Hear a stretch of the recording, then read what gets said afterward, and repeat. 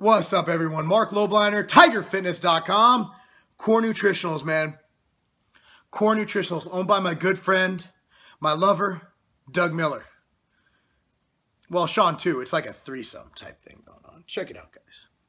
So, I was thinking this the other day, and there's a thing that Sean and I like to live by, and we mention this all the time. That's 120. Did you give 120% today? And you look at things, and I know people are going to be like, you can't go 120, you go on 100. That means you run. Look, let's not overthink it. Basically, it's saying that if you think you've gone hard enough, you think you've given 100, you give 20% more. When you can look back and say, honestly, I've given 120% to what my goal was in that matter, that's when you've done something. That's when you can look back. I can honestly say this week, just go over my week. I'm going to just start at, when did I leave? I'll start at Wednesday. Wednesday, I got up, 3 a.m., got work done, drove to Ohio, worked in the office, had about 3 or 4 meetings, went over projections, did a photo shoot at 8:30 p.m. to 10:30 p.m., went to bed, up the next morning at 5 a.m., drove to Pittsburgh, had meetings all day long, met with my partner till around 1 a.m., woke up at 6, trained legs with Doug Miller, went back to hotel, showered, and drove back to Ohio, had meetings in Ohio, then drove back to Chicago and got in at midnight. And then the next day, yesterday, which was Saturday, I played with my kids all day. I picked my daughter up from stayover camp, and then I went and then I played with the kids some more. At 3 o'clock, I went to the gym, showered at the gym, went straight to a business meeting at O'Hare Airport to procure some new ingredients and cool shit for my company, and also to meet with some business allies. And it was funny. If you see my Snapchat at Marc Lobliner, you'll see me. I have some pictures in the gym, and then I go CEO time. Boom, I'm changed into some business shit, looking all fucking fly, dude. Seriously, I would totally have sex with me. I mean, I have to masturbate all the time just because of how much I want to have sex with myself when I'm dressed up. Like, I'll literally have to pull down my jeans when I'm dressed as a CEO and just pleasure myself repeatedly. Usually I'll use lotion unless I'm feeling, kind of like I want it kinky. And then you got to go raw just, because sometimes the pain's really good. But anyway, enough about that. That was joking, by the way, for those of you who don't understand. Basically, the art of going 120%. You want to look back and say, I gave it my all. Some people who go and they do something and they don't achieve it, they'll blame others. Oh, well, I was held up for this. I was held up for that. Oh, I couldn't do this because of this. There's always excuses. I didn't get that report done because of X. I didn't lift that weight because of X. I didn't do this. I didn't do that. I didn't do this. And it's always someone else's fault. When, granted, you could take your phone, put it on fucking selfie mode, look right there. That's whose fault it is. It's no one else's fault. 99% of the time, it's your fault because you didn't go above and beyond to make that shit happen. You did not give it 120%. And that's what it takes to be great. Now, I was in the gym with Doug on Friday morning training hamstrings, and my ass still feels like I was violated.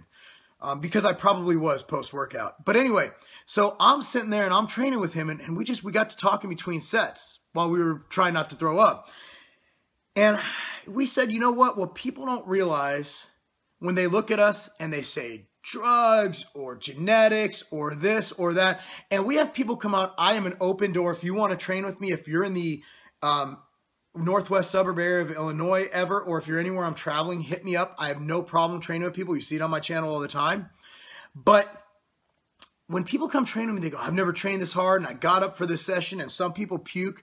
And I look at them and I say, you got up for this because you're training with me. This is how I train 6 days a week, every fucking week of the year. Not counting the times I do conditioning with kids or my daughter, and I push myself. I'm about to go out on the field and hit an hour and a half of conditioning training because that's what I love doing. I love that more than bodybuilding now.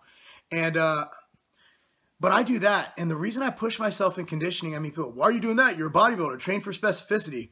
Because if I can get past the mental block of going and doing shit I did when I was in my teens as a football player, as a 34-year-old professional bodybuilder, I'm opening my mind, I'm opening my threshold of pain to where it can sustain me in all areas of life. If I have something to get done for business, I can get it done because I've done it on that field. You suffer out there so you don't have to suffer in here, okay? In here being the office, in life. And I always set goals for myself as a parent. I set goals to spend more time with my kids, to to do more activities, to be nicer to them, to talk more about their feelings. I'm very coach-like in my kids, and I get emotional. I'm a very emotional guy, but I find I tend to be like, if they fall down, I'm like, rub some dirt on it, right? So my mom did. My mom was military, right? She's like, oh, shut the fuck up. Rub some dirt on it. My mom would actually say that. You want to know where I got this fucking dirty mouth? 1 is from eating ass. 2 is from my mom, but not eating her ass. That's some Oedipus shit we're not even going to talk about here. So, that's fucking disgusting.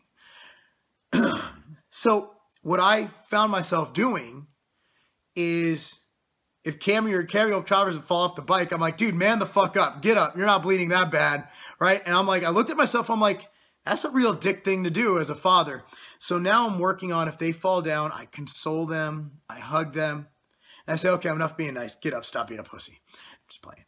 So what I want you to do in business and in life and in training, if you didn't get that promotion, don't look at politics. Don't look at if they have a father or mother. If you can make money for a company, they will promote you. Trust me, I own a few of them.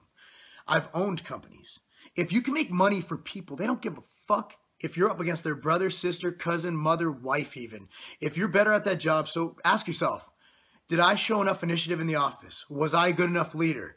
Did I do everything I could? Did I give 120% to making this happen? Did I give 120%?